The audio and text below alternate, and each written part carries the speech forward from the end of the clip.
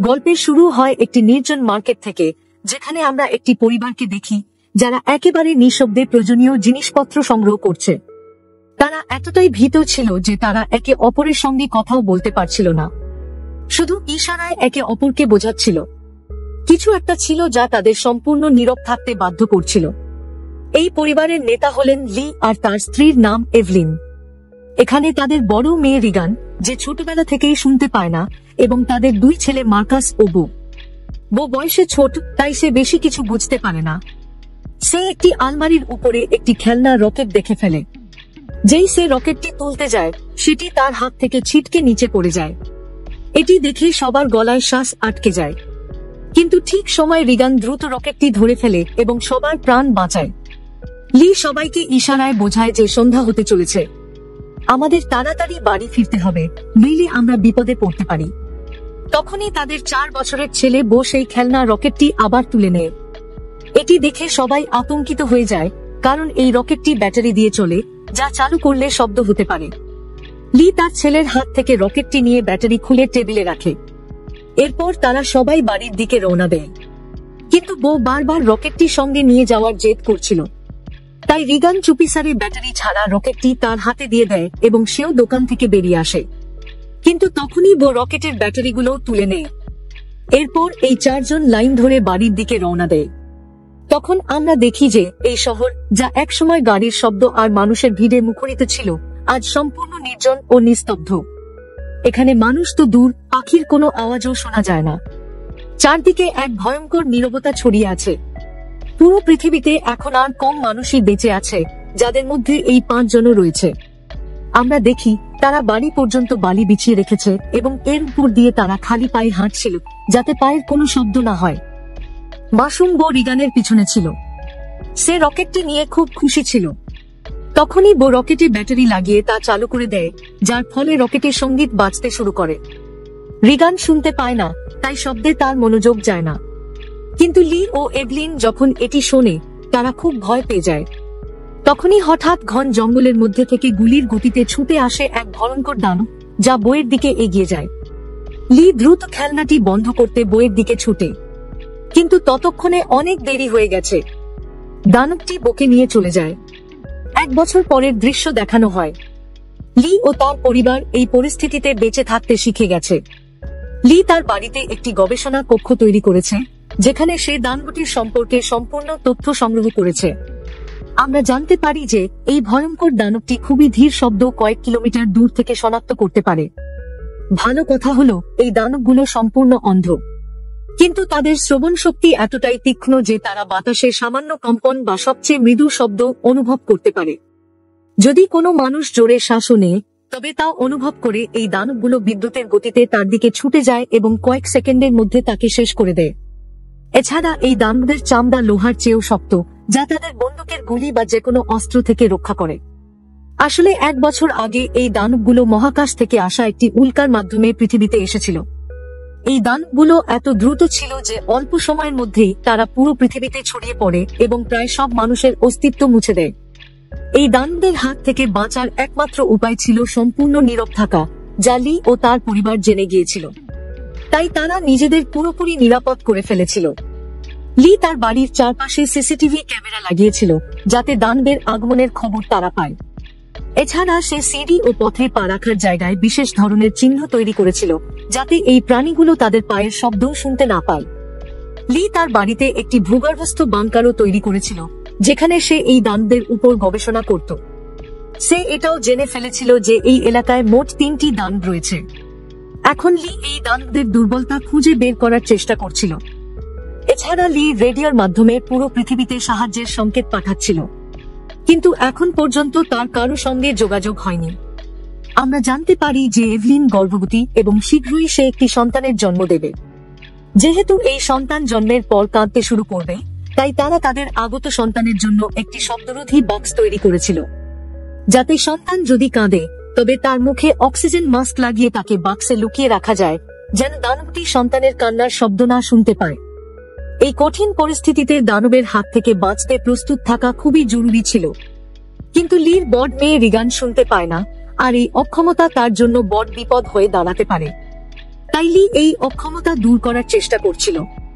লি তার মেয়ে রিগানের জন্য একটি কুকলিয়ার হিয়ারিং এমপ্লিফায়ার তৈরি করে এবং তা রিগানকে দেয়।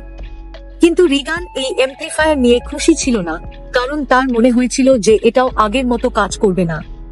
লি এর আগেও রিগানের জন্য অনেক এমপ্লিফায়ার তৈরি করেছিল, তাই রিগান প্রথমে এই এমপ্লিফায়ারটি ফেলে দেয়। কিন্তু যখন সে এটি পরীক্ষা করে তখন দেখে এটি কাজ করছে।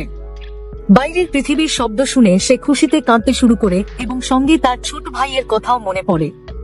রিগান এখনো নিজেকে তার ভাইয়ের মৃত্যুর জন্য দায়ী মনে করে। তার মনে হয় যদি সেদিন সে তার ভাইকে খেলনা রকেট না দিত তবে আজ তার ভাই বেঁচে থাকত।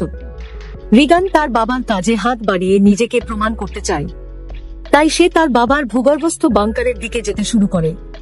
কিন্তু তখনই তার বাবা তাকে থামিয়ে দেয় এবং ভিতরে যেতে নিষেধ করে, কারণ 1 বছর আগে রিগান তার ছোট ভাইকে খেলনা রকেট দেওয়ার ভুল করেছিল।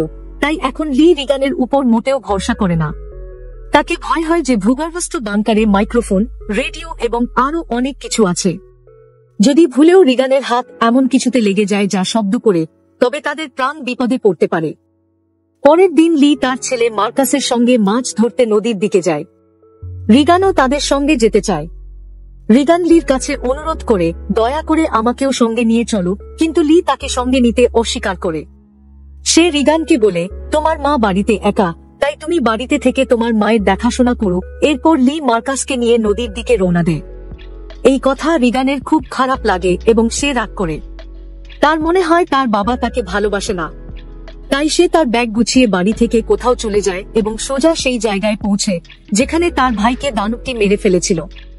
সে তার ভাইয়ের কবরের পাশে শুয়ে কাঁদতে শুরু করে এবং কিছুক্ষণ পর সেখানেই তার চোখ লেগে যায়। অন্যদিকে এভলিন বাড়িতে একেবারে একা ছিল। কিছুক্ষণ পর সে বেসমেন্ট থেকে কাপড় ধুয়ে একটি বস্তায় ভরে বাইরে নিয়ে যাচ্ছিল। তখনই সিঁড়িতে লাগানো একটি পেরেক তার বস্তায় আটকে সোজা হয়ে যায়। সেই ধারালো পেরেকটি ঠিক তাদের পা রাখার চিহ্নের উপর ছিল, কিন্তু এভলিন তা দেখতে পায়নি। ইতিমধ্যে লি ও মার্কাস মাছ ধরছিল। কিছুক্ষণ পর লি তার ছেলে মার্কাসকে একটি ঝর্ণার কাছে নিয়ে আসে এবং বলে, এখানে তুমি কথা বলতে পারো, কারণ ঝর্ণার শব্দে তোমার কণ্ঠস্বর লুকিয়ে যাবে এবং তোমার আওয়াজ দানবের কাছে পৌঁছাবে না। এখন তুমি খোলাখুলি কথা বলতে পারো। তারা দুজনে ঝর্ণার পাশে বসে কথা বলতে শুরু করে। মার্কাস জিজ্ঞেস করে, তুমি কি বইয়ের মৃত্যুর জন্য রিগানকে দায়ী মনে করো? লি উত্তর দেয়, বইয়ের সঙ্গে যা ঘটেছিল তাতে কারো দোষ ছিল না, কিন্তু মার্কাস লিকে বলে যে রিগান এখনো নিজেকে বইয়ের মৃত্যুর জন্য দায়ী মনে করে। তাই তুমি রিগানকে বলা উচিত যে সেদিন তার কোনো ভুল ছিল না। এই সময় এভলিন তার মৃত ছেলের ছবি হাতে নিয়ে তার স্মৃতিতে চোখের পানি ফেলছিল। তখনই হঠাৎ তার প্রসব বেদনা শুরু হয়, অর্থাৎ তার প্রসবের সময় এসে গেছে। সে ছবির ফ্রেম হাতে নিয়ে দ্রুত বেসমেন্টের দিকে যেতে থাকে, কিন্তু তাড়াহুড়োয় সিঁড়ি দিয়ে নামার সময় তার পা সেই ধারালো পেরেকে আটকে যায়। এভলিন ব্যথায় ছট করে ওঠে, কিন্তু সে মুখ থেকে কোনো শব্দ বের করে না। কিন্তু তার হাত থেকে ছেলের ছবির ফ্রেম ছিটকে পড়ে এবং জোরে শব্দ করে নিচে পড়ে ভেঙে যায়। এভলিন জ্যানতেন করে তার পা পেরেক থেকে বের করে। এই সময় সে এত ব্যথা পায় যে তার মুখ লাল হয়ে যায়, কিন্তু সে নিজেকে সংযত রেখে একটুও শব্দ করে না, কারণ সে জানত যে শব্দ করার মানে নিজের মৃত্যুকে ডেকে আনা। সে লং দিয়ে নিচে এসে আলোর সুইচ অন করে, যার ফলে বাইরে লাল আলো জ্বলে ওঠে। এখন সে আবার উপরের দিকে ফিরতে শুরু করে, কিন্তু তখনই সে কিছু দেখে যার ফলে তার গলায় শ্বাস আটকে যায়। আসলে সেই দানব তার বাড়ি পর্যন্ত পৌঁছে গিয়েছিল। যখন এভলিনের হাত থেকে ছবির ফ্রেম পড়ে গিয়েছিল, তখন তার শব্দ দানবটি শুনে ফেলেছিল। ভয়ে কাঁপতে কাঁপতে এভলিন দেয়ালের পিছনে লুকিয়ে যায়। অন্যদিকে লি ও মার্কাস মাছ ধরে বাড়ি ফিরছিল। তখনই তারা দূর থেকে দেখে যে বাড়ির চারপাশে লাল আলো জ্বলছে। লি বুঝে যায় যে এভলিন বিপদে আছে। সে তৎক্ষণাৎ বাড়ির দিকে ছুটে যায়। বেসমেন্টে লুকিয়ে থাকা এভলিন ভয়ে কাঁপছিল, আর দানবটি তাকে বাড়ির প্রতিটি কোণে খুঁজছিল। তখনই এভলিন বেসমেন্টে একটি টাইমার খুঁজে পায়। এভলিন বুদ্ধি করে টাইমারে কয়েক সেকেন্ডের সময় সেট করে তা এক কোণে রেখে দেয় এবং দ্রুত অন্য কোণে গিয়ে লুকিয়ে পড়ে। এদিকে দানবটি সেখানে হালকা নড়াচড়া অনুভব করে এবং ধীরে ধীরে সেই দিকে এগোতে থাকে। সে এভলিনের খুব কাছে ছিল। এভলিনের একদিকে প্রসব বেদনা আর অন্যদিকে দানবের ভয়, কিন্তু এভলিন নিজেকে পুরোপুরি নিয়ন্ত্রণ করে নিঃশব্দে বসে থাকে। তখনই টাইমারে অ্যালার্ম বেজে ওঠে, যা শুনে দানবটি দ্রুত সেই দিকে ছুটে যায়। সুযোগ বুঝে এভলিন দ্রুত ভূগর্ভস্থ বেসমেন্ট থেকে বেরিয়ে আসে, কিন্তু যেই সে মূল দরজা দিয়ে বেরোতে যায় তখনই দেখে যে আরেকটি দানব বাড়ির বাইরে এদিক ওদিক ঘুরছে। তাই এভলিন সেখানেই দেয়ালের পাশে লুকিয়ে পড়ে। অন্যদিকে লি মার্কাসের সঙ্গে দূর থেকে এসব দেখছিল। লি বুঝে যায় যে যদি সে তার স্ত্রীকে বাঁচাতে বাড়িতে যায় তবে বাঁচানোর বদলে তাদের দুজনের প্রাণই যেতে পারে, কারণ দানবটির শরীর এতটাই শক্ত যে তাকে বন্দুক দিয়ে মারা অসম্ভব। তাই সে তার আগে থেকে তৈরি করা একটি পরিকল্পনা কাজে লাগাতে শুরু করে। লি দ্রুত মার্কাসকে একটি টর্চ দেয় এবং তাকে তাড়াতাড়ি ফ্লেয়ার রকেট ছোড়ার কথা বলে, যা তারা বাড়ি থেকে দূরে একটি জায়গায় আগে থেকেই সেট করে রেখেছিল। মার্কাস দ্রুত রকেটের দিকে ছুটে যায়। অন্যদিকে এভলিন উপরের তলায় বাথটাবে পৌঁছে যায়। সে খুব ব্যথায় ছিল। এখন সে আর বেশিক্ষণ সন্তানকে আটকে রাখতে পারছিল না। সে ঠিক সন্তানের জন্ম দেওয়ার সময় ছিল, তখনই তার কান্নার শব্দ অনুভব করে দানবটি বাথরুমের কাছে চলে আসে। এভলিন বুঝে যায় যে এখন বেঁচে থাকা অসম্ভব। তখনই মার্কাস রকেট ছোড়ে, যার ফলে আকাশে জোরে শব্দের সঙ্গে ফ্লেয়ার শুরু হয়। এটি শুনে দানবটি এভলিনকে ফেলে দ্রুত সেই শব্দের দিকে ছুটে যায়। এই মুহূর্তে ব্যথা সহ্য করে বসে থাকা এভলিন জোরে চিৎকার করে। তার চিৎকার রকেটের শব্দে ঢাকা পড়ে যায়। এই রকেটের শব্দ ও আলো দূর থেকে রিগানও দেখে ফেলে এবং সে বাড়ির দিকে রওনা দেয়। কিছুক্ষণ পর লি বন্দুক নিয়ে বাড়ির ভিতরে প্রবেশ করে। সে দেখে সিঁড়িতে পায়ের রক্তের দাগ লেগে আছে। সে সেই দাগ অনুসরণ করে বাথরুমে পৌঁছে। সেখানে গিয়ে সে দেখে বাথটাব রক্তে লাল। সে বুঝে যায় যে এভলিনও দানবের শিকার হয়েছে। সে চোখের পানি ফেলতে ফেলতে সেখানেই বসে পড়ে, কিন্তু তখনই শাওয়ার রুমের কাছে কেউ হাত রাখে। সেটি আর কেউ নয়, এভলিন। এই কঠিন পরিস্থিতিতেও এভলিন নিজেকে সামলে একটি ছেলের জন্ম দিয়েছে। এভলিনকে জীবিত দেখে লির চোখ খোলা থেকে যায়। এখন সন্তানের কান্নার শব্দ আসার আগেই লি দ্রুত এভলিন ও সন্তানকে তুলে ভূগর্ভস্থ কক্ষে নিয়ে আসে, যেখানে তারা সন্তানের জন্য শব্দরোধী বাক্স তৈরি করেছিল। কিন্তু বেসমেন্টে ঢোকার আগেই সন্তান কাঁদতে শুরু করে। এটি শুনে দানবটি দ্রুত তাদের দিকে আসতে থাকে। লি তাড়াতাড়ি ভূগর্ভস্থ কক্ষে ঢুকে দরজাটি একটি মোটা গদি দিয়ে ঢেকে দেয়। লি তৎক্ষণাৎ সন্তানের মুখে অক্সিজেন মাস্ক লাগিয়ে তাকে বাক্সে বন্ধ করে দেয়, যার ফলে তার কান্নার শব্দ বন্ধ হয়ে যায়। তখনই তারা স্বস্তির নিঃশ্বাস ফেলে। এখানে লি তার স্ত্রী এভলিনকে বলে, আমি এই প্রাণীদের দুর্বলতা জেনে গেছি। এখন শীঘ্রই আমি তাদের জন্য একটি হাতিয়ার তৈরি করব, যা দিয়ে এই প্রাণীরা আমাদের কিছুই করতে পারবে না। এই সময় অন্যদিকে রিগানও বাড়ি ফিরছিল। তখনই তাকে মাঠের মাঝে একটি আলো জ্বলতে দেখা যায়। রিগান দ্রুত সেই আলোর কাছে আসতে থাকে, কিন্তু সে এই বিষয়ে অজানা ছিল যে একটি দানব তার পায়ের শব্দ শুনে তার পিছনে আসছে। যেই দানবটি রিগানকে মারার জন্য তার খুব কাছে আসে, তখনই হঠাৎ রিগানের কানের মেশিন থেকে একটি তীক্ষ্ণ ও উচ্চ ফ্রিকোয়েন্সি বেরোতে শুরু করে। এই তীক্ষ্ণ শব্দে দানবটি ছট করতে শুরু করে, যেন এই শব্দ তার কানে সুইয়ের মতো বিঁধছে। এই শব্দ দানবটি বেশিক্ষণ সহ্য করতে পারে না এবং দ্রুত সেখান থেকে পালিয়ে যায়। এই শব্দ রিগানের কানেও ব্যথা করছিল, কিন্তু দানবটি পালিয়ে যাওয়ার সঙ্গে সঙ্গে তার কানের ব্যথাও বন্ধ হয়ে যায়। কিন্তু রিগান বুঝতে পারে না যে তার কানের মেশিন এমন কেন করল। সে এটার উপর বেশি মনোযোগ না দিয়ে আলোর কাছে পৌঁছে যায়। তখনই সে দেখে যে আলোটি একটি টর্চের। যেই রিগান টর্চটি তুলতে যায়, তখনই হঠাৎ কেউ তার হাত ধরে ফেলে।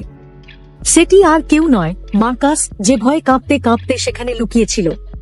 তার বোনকে দেখে মার্কাসের ভয় কেটে যায়। সে রিগানকে বলে, আমি ঝোপের মধ্যে থেকে তোমাকে লুকিয়ে দেখছিলাম।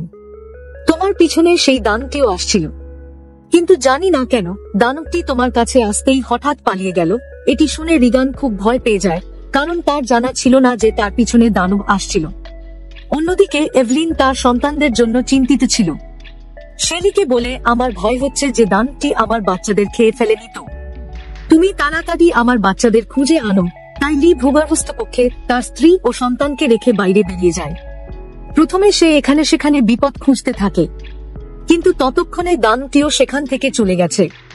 তবে সে পুরো বাড়িটি তছনছ করে ফেলেছে। এতে সেখানে থাকা একটি পানির পাইপও ভেঙে যায় এবং পানি সোজা ভূগর্ভস্থ কক্ষে চলে যায়। কিন্তু লির এটার উপর নজর পড়েনি এবং সে বাচ্চাদের খুঁজতে মাঠের দিকে রওনা দেয়। এই সময় মার্কাস ও রিগান শস্য রাখার ট্যাঙ্কের উপর লুকিয়েছিল এবং আগুন জ্বালিয়েছিল, যাতে এই আগুন দেখে তাদের বাবা এখানে আসে। লিও তার বাচ্চাদের এখানে সেখানে খুঁজতে থাকে। কিছুক্ষণ পর পানির শব্দে এভলিনের ঘুম ভেঙে যায়। সে দেখে পুরো বেসমেন্ট পানিতে ভরে গেছে। পানি উপর থেকে ঝর্ণার মতো বয়ে নিচে আসছিল। তখনই এভলিনের নজর তার সন্তানের বাক্সের দিকে পড়ে। বাক্সটি খোলা ছিল, কিন্তু সেখান থেকে সন্তানের কোনো শব্দ আসছিল না। এভলিন যেই বাক্সের কাছে যেতে যায়, তখনই তার সামনে একটি দানব দেখা যায়। তাকে দেখে এভলিন খুব ভয় পেয়ে যায়। তার মনে হয় যে হয়তো দানবটি তার সন্তানকে খেয়ে ফেলেছে, কারণ বাক্সটি তার নজরে পড়লেও তা তার থেকে অনেক দূরে ছিল। তাই সে বাক্সের ভিতরে দেখতে পারছিল না যে সন্তান এখনো বেঁচে আছে নাকি দানবটি তাকে খেয়ে ফেলেছে। তাই সে ধীরে ধীরে বাক্সের দিকে এগোতে থাকে। তখনই দানবটি পানিতে নেমে যায়। কিন্তু এভলিন যখন বাক্সের কাছে পৌঁছে, তখন দেখে তার সন্তান নিরাপদে আছে। ভাগ্যক্রমে সন্তান কোনো শব্দ করেনি, যার কারণে তার প্রাণ বেঁচে গিয়েছিল। সে তার সন্তানকে নিয়ে এক কোণে গিয়ে নিঃশব্দে দাঁড়িয়ে যায়। কিন্তু দানবটি মৃত্যুর মতো এভলিনের কাছে ঘোরাঘুরি করছিল। যদি সন্তানের মুখ থেকে একটু কান্নার শব্দ বেরোত, তবে তাদের মৃত্যু নিশ্চিত ছিল। অন্যদিকে রিগান ও মার্কাস তাদের বাবার অপেক্ষায় ক্লান্ত হয়ে পড়েছিল। রিগানের মনে হয় যে তার বাবা তাদের বাঁচাতে আসবে না। এখন সে একাই বাড়ি যেতে চায়। কিন্তু মার্কাসের তার বাবার উপর পুরো ভরসা ছিল। তার বোনকে যেতে দেখে মার্কাস তাকে থামানোর চেষ্টা করে। কিন্তু যেই সে তার বোনকে থামাতে এগোয়, তখনই সর্ষের ট্যাঙ্কের দরজা খুলে যায় এবং সে তার মধ্যে পড়ে যায়। পড়ার সময় মার্কাসের মুখ থেকে জোরে শব্দ বেরিয়ে যায়। এটি শুনে যে দানবটি এভলিনকে বাড়িতে খুঁজছিল, সে তৎক্ষণাৎ সেই শব্দের পিছনে ছুটে যায়। ফলে এভলিন বেঁচে যায়, কিন্তু এখন মার্কাসের প্রাণ বিপদে পড়ে।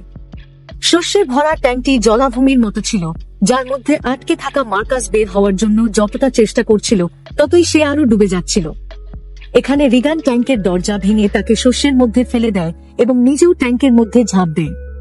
মার্কাস যেই শস্যে ডুবে যেতে যায়, রিগান তাকে ধরে বাইরে টেনে আনে এবং তারা দুজনে দরজার উপর বসে যায়, যার ফলে তাদের প্রাণ বেঁচে যায়। কিন্তু তাদের এই নড়াচড়া দানবটি শুনে ফেলেছিল। তাই দানবটি মাঠের পথ দিয়ে দ্রুত ট্যাঙ্কের দিকে এগিয়ে যায়।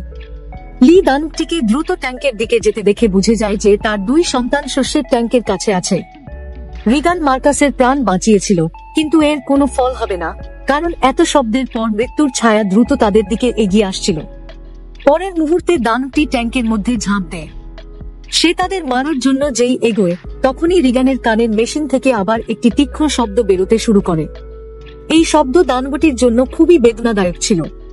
তাই সে তাদের না মেরে সেখান থেকে চলে যায়।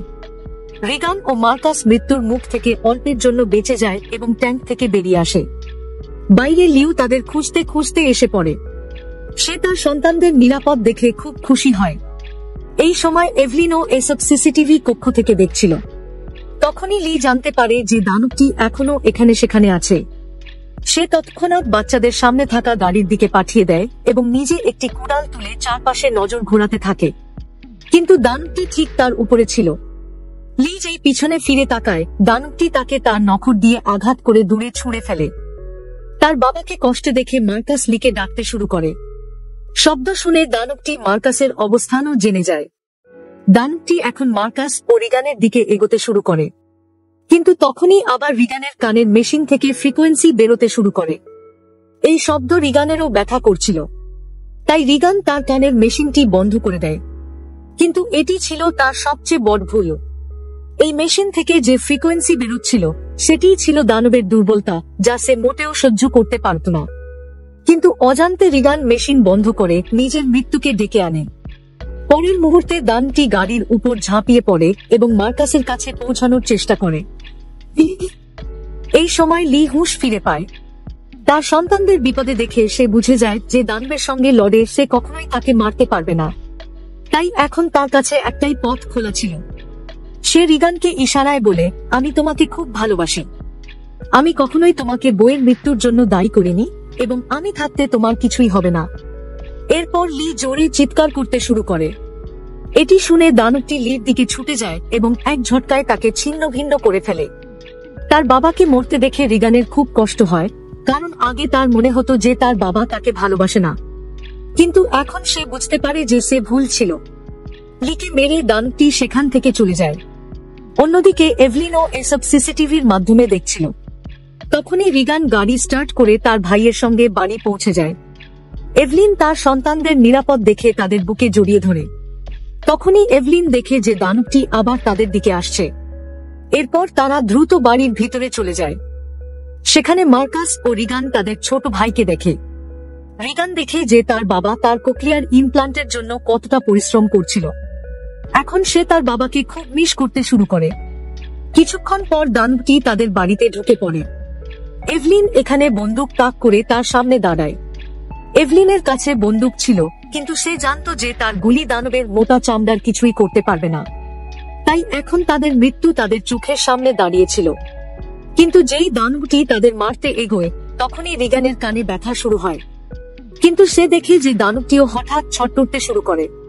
অর্থাৎ যেই রিগানের কানে ব্যথা শুরু হয়, তখনই দানবটিও তার চেয়ে কয়েক গুণ বেশি ব্যথা অনুভব করতে শুরু করে। রিগান বুঝে যায় যে তার কানে লাগানো মেশিন, যা তার বাবা তৈরি করেছিল, তার সঙ্গে দানবের কোনো একটা সম্পর্ক আছে। তখনই রিগানের মন তার বাবার গবেষণার দিকে যায়, যার থেকে সে জানতে পারে যে তার কানের মেশিন থেকে বের হওয়া উচ্চ ফ্রিকোয়েন্সি শব্দই দানবের দুর্বলতা। রিগান বুঝে যায় যে যখনই দানব তার কাছে আসতো, তখনই তার কানে ব্যথা হতো এবং দানবটি সেখান থেকে পালিয়ে যেত। দানবটি তাদের মারার আগেই রিগান দ্রুত তার কানে লাগানো কোক্লিয়ার ইমপ্লান্টের শক্তি আরো বাড়িয়ে দেয়। এতে বের হওয়া উচ্চ ফ্রিকোয়েন্সি শব্দে দানবটি হঠাৎ ছটফটাতে শুরু করে। মনে হচ্ছিল যেন এই উচ্চ ফ্রিকোয়েন্সি শব্দ তার পুরো শরীরে সুইয়ের মতো বিঁধছে। এখানে রিগানের মাও বুঝে যায় যে এই সব কোক্লিয়ার ইমপ্লান্টের কারণে। কিন্তু শক্তি বাড়ানোর ফলে রিগানের কানেও আরো বেশি ব্যথা হতে শুরু করে। তাই রিগান বুদ্ধি করে সেখানে রাখা একটি মাইক্রোফোনের সঙ্গে তার কানের মেশিনটি লাগিয়ে দেয়, যার ফলে ফ্রিকোয়েন্সি শব্দ তরঙ্গ আরো তীব্র হয়ে যায়। এখন দানবটির ব্যথায় বেহাল দশা হয় এবং তার মাথার বর্ম নিজে থেকেই খুলে যেতে শুরু করে। বর্ম খুলতেই তার মুখ দেখা যায়, আর তখনই এভলিন শটগান দিয়ে সোজা তার মুখে গুলি করে। এতে তার মাথা বেলুনের মতো ফেটে যায় এবং অবশেষে দানবটি মারা যায়। তবে বিপদ এখনো কাটেনি। গুলির শব্দ শুনে সেই এলাকায় থাকা বাকি দুটি দানবও তাদের দিকে আসতে শুরু করে।